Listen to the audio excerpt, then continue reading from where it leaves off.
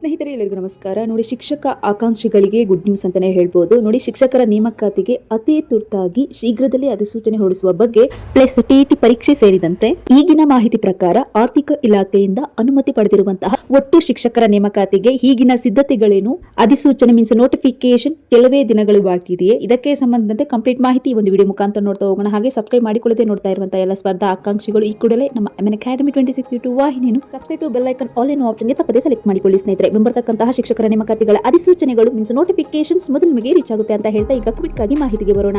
ನೋಡಿ, ಇಲ್ಲಿ ತಿಳಿಸಿರುವಂತೆ ವಿಡಿಯೋವನ್ನ ಸ್ಕಿಪ್ ಮಾಡದೆ ಅಬ್ಸರ್ವ್ ಮಾಡ್ತಾ ಹೋಗಿ ಸ್ನೇಹಿತರೆ. ನೋಡಿ, ಮುಂದಿನ 100 ದಿನಗಳೊಳಗೆ 15,000 ಪ್ರಾಥಮಿಕ ಶಾಲಾ ಶಿಕ್ಷಕರ ಹುದ್ದೆಗಳ ಭರ್ತಿ ಪ್ರಕ್ರಿಯೆಯನ್ನು ಪೂರ್ಣಗೊಳಿಸಲು ಸರ್ಕಾರ ಈಗ ಸಿದ್ಧತೆ ನಡೆಸಿದೆ ಅಂತ ಸ್ನೇಹಿತರೆ. ಜೊತೆಗೆ ನಮ್ಮ ಕರ್ನಾಟಕ ರಾಜ್ಯದಲ್ಲಿ ಸರ್ಕಾರಿ ಪ್ರಾಥಮಿಕ ಹಾಗೂ ಪ್ರೌಢಶಾಲೆಗಳಲ್ಲಿ ಶಿಕ್ಷಕರ ಕೊರತೆ ದಿನದಿಂದ ದಿನಕ್ಕೆ ಗಂಭೀರವಾಗಿರುತ್ತಿರುವ ಹಿನ್ನೆಲೆಯಿಂದ ಈ ಒಂದು ನಿರ್ಧಾರವನ್ನ ಕೈಗೊಳ್ಳಲಾಗಿದೆ ಅಂತ ಹೇಳಿದರೆ, ಜೊತೆಗೆ ನಮ್ಮ ರಾಜ್ಯದಲ್ಲಿ ಸದ್ಯಕ್ಕೆ ಈಗ 80,000ಕ್ಕೂ ಅಧಿಕ ಶಿಕ್ಷಕರ ಹುದ್ದೆಗಳು ಖಾಲಿಯಾಗಿದ್ದು, ಇದರ ಒಂದು ಪರಿಣಾಮವಾಗಿ ಗ್ರಾಮೀಣ ಮತ್ತು ನಗರ ಪ್ರದೇಶಗಳ ಸರ್ಕಾರಿ ಶಾಲೆಗಳಲ್ಲಿ ಗುಣಮಟ್ಟದ ಶಿಕ್ಷಣ ನೀಡುವಲ್ಲಿ ಅಡಚಣೆ ಮೀನ್ಸ್ ತೊಂದರೆಗಳು ಉಂಟಾಗಿದೆ. ಹೀಗಾಗಿ ವಿದ್ಯಾರ್ಥಿಗಳ ಕಲಿಕೆಗೆ ಆಗುತ್ತಿರುವಂತಹ ತೊಂದರೆಯನ್ನ ಗಮನದಲ್ಲಿಟ್ಟುಕೊಂಡು ಸರ್ಕಾರ ಬರೋಬ್ಬರಿ 51,000 ಶಿಕ್ಷಕರ ನೇಮಕಾತಿಗೆ ಆರ್ಥಿಕ ಇಲಾಖೆಯಿಂದ ಅನುಮತಿ ಪಡೆದಿದೆ ಎಂಬುದರ ಮಾಹಿತಿಯನ್ನ ಈಗ ತಿಳಿಸಿದ್ದಾರೆ ಸ್ನೇಹಿತರೆ. ಜೊತೆಗೆ ಈ ಒಂದು ಬೃಹತ್ ಯೋಜನೆಯ ಮೊದಲ ಹಂತವಾಗಿ 51,000 ಶಿಕ್ಷಕರ ನೇಮಕಾತಿಗೆ ಈಗ ತುರ್ತು ಅಗತ್ಯವಾದ ಆಧಾರದ ಮೇಲೆ 51,000 ಶಿಕ್ಷಕರ ನೇಮಕಾತಿಯಲ್ಲಿ ಈಗ ಪ್ರೆಸೆಂಟು 15,000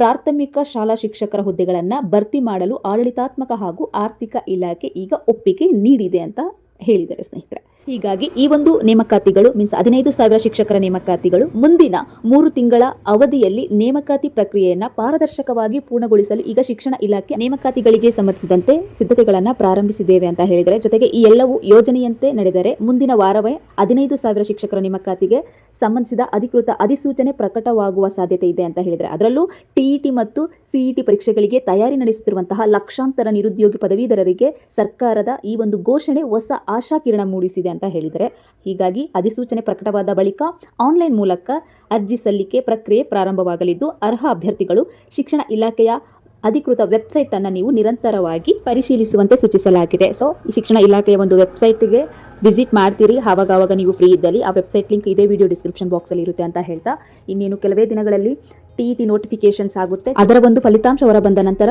ಸಿಇಟಿ ಪರೀಕ್ಷೆಗಳು ಹಂತವಾಗಿ ನಡೆಯುತ್ತೆ ಸ್ನೇಹಿತರೆ. ಇದರ ಒಂದು ಅಪ್ಡೇಟ್ಗಳು ಮೀನ್ಸ್ ನೋಟಿಫಿಕೇಶನ್ಸ್ ನಿಮಗೆ ರೀಚ್ ಆಗಬೇಕಿದ್ದಲ್ಲಿ ಈ ಕೂಡ ನಮ್ಮ ಅಕಾಡೆಮಿ 26 ವಾಹಿನಿಗೆ separate bell icon all in ಆಪ್ಷನ್ಗೆ ತಪ್ಪದೇ ಸೆಲೆಕ್ಟ್ ಮಾಡಿಕೊಳ್ಳಿ ಸ್ನೇಹಿತರೆ. ಜೊತೆಗೆ ಈ ಒಂದು ಮಾಹಿತಿ ನಿಮಗೆ ಉಪಯುಕ್ತವಾದಲ್ಲಿ ನಿಮ್ಮ ಸ್ನೇಹಿತರಿಗೂ ತಪ್ಪದೇ ಶೇರ್ ಮಾಡಿ.